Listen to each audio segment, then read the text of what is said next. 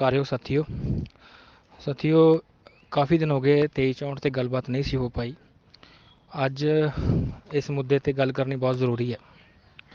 ਸਾਥੀਓ, ਜਿਵੇਂ ਕਿ ਤੁਹਾਨੂੰ ਪਤਾ ਹੈ 23-64 ਭਰਤੀ ਕੋਰਟ ਚੋਂ ਕਿਵੇਂ ਰੱਦ ਹੋਈ ਔਰ ਉਹਦਾ ਜਿਹੜਾ ਰੱਦ ਕਰਨ ਦਾ ਆਧਾਰ ਜੱਜ ਸਾਹਿਬ ਨੇ ਬਣਾਇਆ ਚਾਹੇ ਉਹ ਕੋਰੀਜ਼ੋਂਡਮ ਸੀ, ਚਾਹੇ ਉਹ ਬੋਰਡ ਦਾ ਮੁੱਖ ਮੁੱਦਾ ਬਣਾਇਆ। ਚਲੋ, ਜਿਵੇਂ ਵੀ ਜੱਜ ਸਾਹਿਬ ਨੇ ਰੱਦ ਕੀਤੀ, ਉਸ ਤੋਂ ਬਾਅਦ ਕੀ ਮਾਹੌਲ ਬਣਿਆ ਉਹ ਤੁਹਾਡੇ ਸਾਹਮਣੇ ਆ। ਪੀਨ ਬਿਟਵੀਨ 66-35 ਆ ਗਈ, ਬਹੁਤ ਵਧੀਆ ਗੱਲ ਹੋਈ, ਲੋਕਾਂ ਨੂੰ ਰੁਜ਼ਗਾਰ ਮਿਲਣਾ ਚਾਹੀਦਾ। ਪਰੰਤੂ 66-35 ਜਦੋਂ ਆਈ, ਉਸ ਤੋਂ ਬਾਅਦ 66-35 ਤੇ ਵੀ ਸਟੇ ਮਿਲਿਆ, ਕੁਝ ਲੋਕਾਂ ਨੇ ਲਿਆ। ਚਲੋ, ਟੁੱਟ ਗਿਆ, ਰੁਜ਼ਗਾਰ ਲੋਕਾਂ ਨੂੰ ਮਿਲਣਾ ਚਾਹੀਦਾ, ਮਿਲਿਆ, ਚੰਗੀ ਗੱਲ ਹੈ। ਪਰੰਤੂ ਜਿਸ ਦਿਨ 23-64 ਰੱਦ ਹੋਈ ਸੀ, ਉਹ ਦਿਨ ਯਾਦ ਹੈ ਸਾਨੂੰ। ਔਰ ਪਹਿਲਾਂ 8 ਸਤੰਬਰ ਨੂੰ ਫੈਸਲਾ ਆਇਆ ਸੀਗਾ, ਜਿਸ ਦਿਨ ਪੂਰੇ ਚਾਂਸਸ ਸੀਗੇ ਵੀ ਇਹ ਭਰਤੀ ਜਿਹੜੀ ਆ ਮੈਰਿਟ ਬੇਸ ਹੋਣ ਜਾ ਰਹੀ ਹੈ। ਈਵਨ ਕਿ ਡਿਪਾਰਟਮੈਂਟ ਨੇ ਦੁਬਾਰਾ ਮੈਰਿਟ ਲਿਸਟਾਂ ਵੀ ਜਿਹੜੀਆਂ ਸੀਗੀਆਂ ਤਿਆਰ ਕਰਨੀਆਂ ਸ਼ੁਰੂ ਕਰ ਦਿੱਤੀਆਂ ਸੀ, ਕਿਉਂਕਿ ਦੁਬਾਰਾ ਕਾਉਂਸਲਿੰਗ 'ਤੇ ਇਹਨਾਂ ਨੇ ਸੱਦਣਾ ਦੁਬਾਰਾ ਸ਼ੁਰੂ ਕਰ ਦਿੱਤਾ ਸੀ। ਉਸ ਤੋਂ ਅੰਦਾਜ਼ਾ ਲਗਾਇਆ ਜਾ ਸਕਦਾ ਸੀ ਵੀ ਇਹ ਭਰਤੀ ਜਿਹੜੀ ਹੈ ਮੈਰਿਟ ਬੇਸ ਹੋਣ ਜਾ ਰਹੀ ਹੈ, ਕਿਉਂਕਿ 8 ਸਤੰਬਰ ਨੂੰ ਕੇਸ ਜਿਹੜਾ ਰਿਜ਼ਰਵ ਰੱਖ ਲਿਆ ਸੀ ਜੱਜ ਸਾਹਿਬ ਨੇ। ਅਸੀਂ ਸਾਰੇ ਬਹੁਤ ਆਸਵੰਦ ਸੀ, ਕਿਉਂਕਿ ਵੀ ਭਰਤੀ ਜਿਹੜੀ ਹੈ ਮਿਲੇਗੀ, ਚਾਹੇ ਉਹ 23-64 ਦੇ ਵਿੱਚ ETT ਦੀ ਗਿਣਤੀ ਜਿਹੜੀ ਆ ਲਗਭਗ 2000 ਦੇ ਕਰੀਬ ਸੀਗੀ, ਚਾਹੇ ਉਹਨੂੰ ਗਲਤ ਅੰਕੜੇ ਨਾਲ ਪੇਸ਼ ਕੀਤਾ ਗਿਆ, ਕਿਉਂਕਿ BEd ਵੱਡੀ ਗਿਣਤੀ 'ਚ ਮਾਸਟਰ ਕੈਡਰ ਜਾ ਚੁੱਕੇ ਸੀ। ਜਿਹੜੀਆਂ 23-92 ਦੀਆਂ ਪੋਸਟਾਂ ਬੈਕਲੌਗ ਦੀਆਂ ਆਈਆਂ ਸੀ, ਉਹ 'ਚ ਬਹੁਤ ਵੱਡਾ ਹਿੱਸਾ ਜਾ ਚੁੱਕਾ ਸੀ। ਇਹ ਗੱਲ ਅਸੀਂ ਸਮਝਾਉਂਦੇ ਰਹੇ ਵੀ ਬਹੁਤ ਵੱਡਾ ਹਿੱਸਾ 23-64 ਤੋਂ BEd ਦਾ ਦੂਜੇ ਪਾਸੇ ਜਾ ਚੁੱਕਾ, ਪਰ ਇਹ ਗੱਲ ਨਹੀਂ ਸਮਝੀ ਗਈ, ਕਿਉਂਕਿ ਹਰ ਦਾ ਆਪੋ ਆਪਣਾ ਸਮਝਣ ਦਾ ਤਰੀਕਾ ਹੈ, ਸਮਝਣ ਦਾ ਐਂਗਲ ਹੈ। ਸੋ ਉਸ ਦਿਨ ਅਸੀਂ ਚਲੋ ਠੀਕ ਸੀ ਵੀ ਜਿੰਨਾ ਬੰਦਾ ਵੀ 200-250 ਬੰਦਾ BEd ਲੱਗਦਾ ਹੈ, 300 ਲੱਗਦਾ ਹੈ, ਲਗਭਗ 2000 ਬੰਦਾ ਤਾਂ ETT ਲੱਗਣਾ ਸੀ ਨਾ। ਸਾਰੇ ਸਾਡੇ ਭੈਣ ਭਰਾ ਹੀ ਹੈ, ਸਾਰਿਆਂ ਨੂੰ ਰੁਜ਼ਗਾਰ ਦੀ ਲੋੜ ਹੈ। ਸੋ ਇਹ ਇੱਕ ਧਿਰ ਤੋਂ ਉੱਚਾ ਉੱਠ ਕੇ ਸੋਚਣ ਵਾਲਾ ਬੰਦਾ ਇੱਕ ਸਮਾਜ ਦਾ ਵਿਕਾਸ ਕਰ ਸਕਦਾ।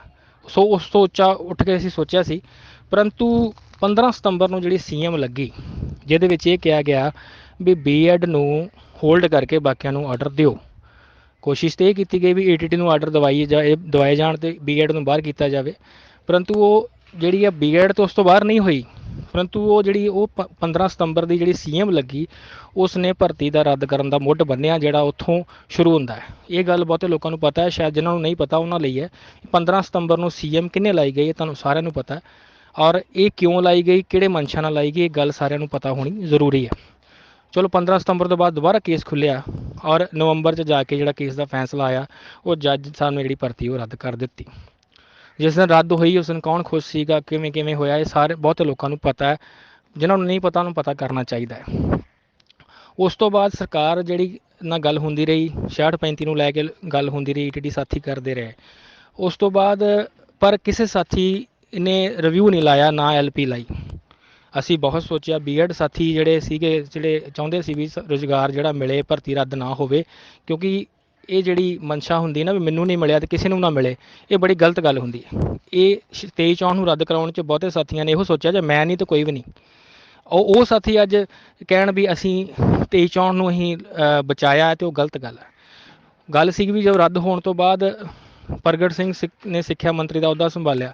ਪ੍ਰਗਟ ਸਿੰਘ ਨੇ ਬਹੁਤੇ ਸਾਥੀਆਂ ਨੂੰ ਕਿਹਾ ਵੀ ਆਪਣੀ ਰਜਾਮੰਦੀ ਕਰਕੇ ਤੁਸੀਂ ਮੇਰੇ ਕੋਲ ਰਿਵਿਊ ਲਵਾ ਲਓ, ਤੁਸੀਂ ਮੇਰੇ ਕੋਲੋਂ ਜੇ LPA ਲਵਾਉਣੀ LPA ਲਵਾ ਲਓ। ਉਸ ਟਾਈਮ ਸਾਥੀ ਤੇ ਇਹ ਕਹਿੰਦੇ ਰਹੇ ਵੀ ਨਹੀਂ ਜੀ 23-64 ਨੂੰ ਰੱਦ ਕਰਕੇ ਤੁਸੀਂ ਨਵੀਆਂ ਪੋਸਟਾਂ ਕੱਢ ਦਿਓ ਜਾਂ ਇਹਨੂੰ 66-35 'ਚ ਮਰਜ ਕਰ ਦਿਓ। ਇਹ ਗੱਲਾਂ ਬਹੁਤ ਵੱਡੇ ਪੱਧਰ 'ਤੇ ਹੁੰਦੀਆਂ ਰਹੀਆਂ, ਇਹ ਗੱਲਾਂ ਸਾਰਿਆਂ ਨੂੰ ਪਤਾ। ਜੇ ਉਹ ਸਾਥੀ ਹੁਣ ਕਹਿਣ ਵੀ ਅਸੀਂ 23-64 ਨੂੰ ਬਚਾਇਆ ਜਾਂ 23-64 ਅਸੀਂ ਕੋਰਟ ਦੇ ਵਿੱਚ ਅਸੀਂ ਬਚਾਈ ਆ, ਅਤੇ ਉਹ ਗੱਲ ਗਲਤ ਹੋਏਗੀ। ਇਹਨਾਂ ਬਾਰੇ ਲੋਕਾਂ ਨੂੰ ਸੱਚਾਈ ਪਤਾ ਹੋਣੀ ਚਾਹੀਦੀ ਹੈ।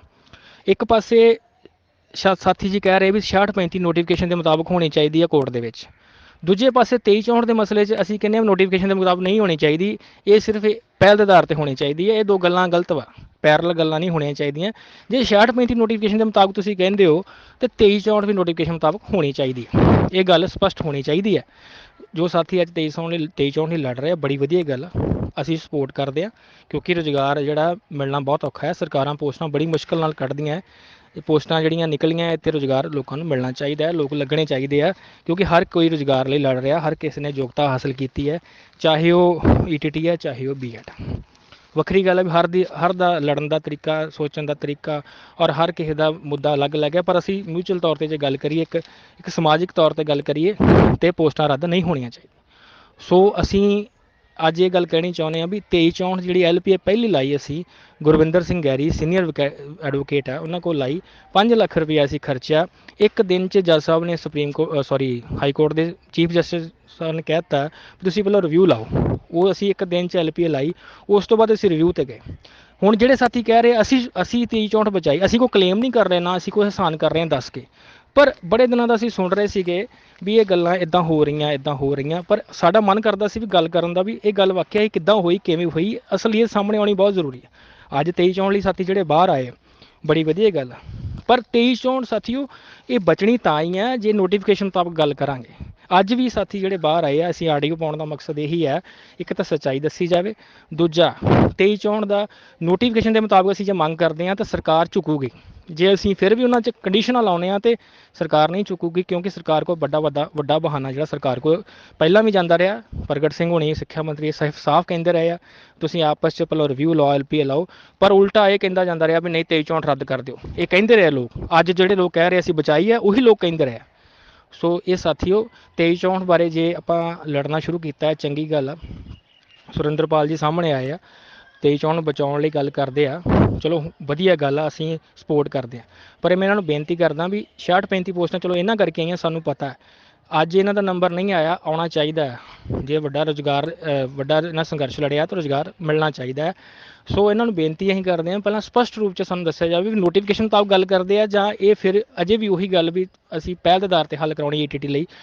ETT ਸਾਥੀ ਸਾਡੇ ਵੀ ਸਮਾਜ ਦਾ ਹਿੱਸਾ, ਸਾਡੇ ਭੈਣ ਭਰਾ ਨੇ, ਪਰੰਤੂ ਜਿੱਥੇ ਆਪਾਂ ਗੱਲ ਅੜਦੀ ਆ ਜਾਂ ਕਿੱਥੇ ਕੋਰਟ ਦੇ ਵਿੱਚ ਗੱਲ ਜਿਵੇਂ ਸਪਸ਼ਟ ਰੂਪ 'ਚ ਰੱਖਣੀ ਚਾਹੀਦੀ ਹੈ ਉਹ ਗੱਲ ਸਾਰਿਆਂ ਦੇ ਸਾਹਮਣੇ ਹੋਣੀ ਚਾਹੀਦੀ ਹੈ, ਇਹ ਜ਼ਰੂਰੀ ਆ। ਸੋ ਸਾਰੇ ਸਾਥੀਆਂ ਨੂੰ ਬੇਨਤੀ ਹੈ, ਇੱਕ ਤਾਂ LPA ਰਿਵਿਊ ਜਿਹੜਾ ਅਸੀਂ ਲਾਇਆ ਉਹ ਅਸੀਂ ਲਾਇਆ, ਸਟਾਰਟਿੰਗ ਕੀਤੀ, ਚਲੋ ਅਸੀਂ ਨਹੀਂ ਕਹਿੰਦੇ, ਅਸੀਂ ਸਾਰਿਆਂ ਨੇ ਆਪਣੇ ਲਾਇਆ, ਸਮੂਹਿਕ ਤੌਰ 'ਤੇ ਲਾਇਆ, ਪਰੰਤੂ ਅੱਜ ਜੇ ਅਸੀਂ ਲੜਨਾ ਚਾਹੁੰਦੇ ਹਾਂ ਤਾਂ ਇੱਕ ਤਾਂ ਸੱਚਾਈ ਦਾ ਪਤਾ ਹੋਵੇ, ਦੂਜਾ ਅਸੀਂ ਕਿਵੇਂ ਲੜਨਾ, ਕਿਵੇਂ ਕੋਰਟ 'ਚ ਆਪਣਾ ਪੱਖ ਰੱਖਣਾ ਔਰ ਕਿਵੇਂ ਹੋ ਸਕਦਾ ਇਹਦੇ ਬਾਰੇ ਪਤਾ ਹੋਵੇ। ਸੋ ਸਾਰੇ ਸਾਥੀਆਂ ਨੂੰ ਬੇਨਤੀ ਹੈ ਵੀ ਇੱਕ ਪਲੇਟਫਾਰਮ 'ਤੇ ਆਇਆ ਜਾਵੇ, ਪਰ ਸਪਸ਼ਟ ਤੌਰ 'ਤੇ ਸਪਸ਼ਟਤਾ ਨਾਲ ਆਇਆ ਜਾਵੇ, ਨਾ ਕਿ ਮੰਗ ਪੱਤਰ ਹੋਰ ਹੋਵੇ ਤਾਂ ਅੰਦਰ ਕੁਝ ਹੋਰ ਹੋਵੇ। ਇਹ ਗੱਲਾਂ ਜਿਹੜੀਆਂ ਪਿੱਛੇ ਚੱਲਦੀਆਂ ਰਹੀਆਂ ਇਹ ਗਾਂਹ ਨਹੀਂ ਚੱਲਣੀਆਂ, ਕਿਉਂਕਿ ਸਰਕਾਰਾਂ ਬਹੁਤ ਅੱਜ ਕੱਲ੍ਹ CID ਰੱਖਦੀਆਂ, ਸਰਕਾਰਾਂ ਨੂੰ ਹਰ ਇੱਕ ਗੱਲ ਦਾ ਪਤਾ ਹੈ ਵੀ ਕਿਹੜਾ ਸਾਥੀ ਕਿਵੇਂ ਸੋਚਦਾ, ਕਿਹੜੀ ਧਿਰ ਕਿਵੇਂ ਸੋਚਦੀ।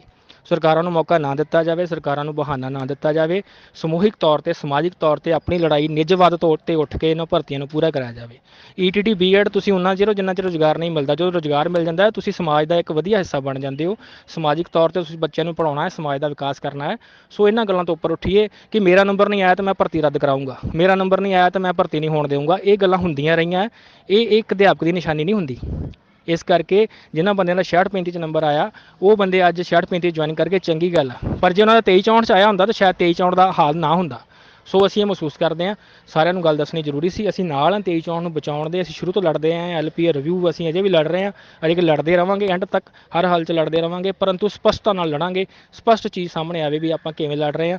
ਨੋਟੀਫਿਕੇਸ਼ਨ ਦੇ ਮੁਤਾਬਕ 23-64 ਪੂਰੀ ਹੋਣੀ ਚਾਹੀਦੀ। ਅਸੀਂ ਸਾਰੇ ਸਾਥੀਆਂ ਦੇ ਨਾਲ, ਤੁਹਾਡਾ ਸਾਰਿਆਂ ਦਾ ਬਹੁਤ ਬਹੁਤ ਧੰਨਵਾਦ। ਕਾਰਿਓ ਸਾਥੀਓ ਕਾਫੀ ਦਿਨ ਹੋ ਗਏ 23-64 'ਤੇ ਗੱਲਬਾਤ ਨਹੀਂ ਸੀ ਹੋ ਪਾਈ। ਅੱਜ ਇਸ ਮੁੱਦੇ 'ਤੇ ਗੱਲ ਕਰਨੀ ਬਹੁਤ ਜ਼ਰੂਰੀ ਹੈ। ਸਾਥੀਓ ਜਿਵੇਂ ਕਿ ਤੁਹਾਨੂੰ ਪਤਾ ਹੈ 23-64 ਭਰਤੀ ਕੋਰਟ 'ਚੋਂ ਕਿਵੇਂ ਰੱਦ ਹੋਈ ਔਰ ਉਹਦਾ ਜਿਹੜਾ ਰੱਦ ਕਰਨ ਦਾ ਆਧਾਰ ਜੱਜ ਸਾਹਿਬ ਨੇ ਬਣਾਇਆ, ਚਾਹੇ ਉਹ ਕੋਰੀਜ਼ੋਂਟਮ ਸੀ, ਚਾਹੇ ਉਹ ਬੋਰਡ ਦਾ ਮੁੱਖ ਮੁੱਦਾ ਬਣਾਇਆ, ਚਲੋ ਜਿਵੇਂ ਵੀ ਜੱਜ ਸਾਹਿਬ ਨੇ ਰੱਦ ਕੀਤੀ, ਉਸ ਤੋਂ ਬਾਅਦ ਕੀ ਮਾਹੌਲ ਬਣਿਆ ਉਹ ਤੁਹਾਡੇ ਸਾਹਮਣੇ ਆ। ਬੀਨ ਬਿਟਵੀਨ 66-35 ਆ ਗਈ।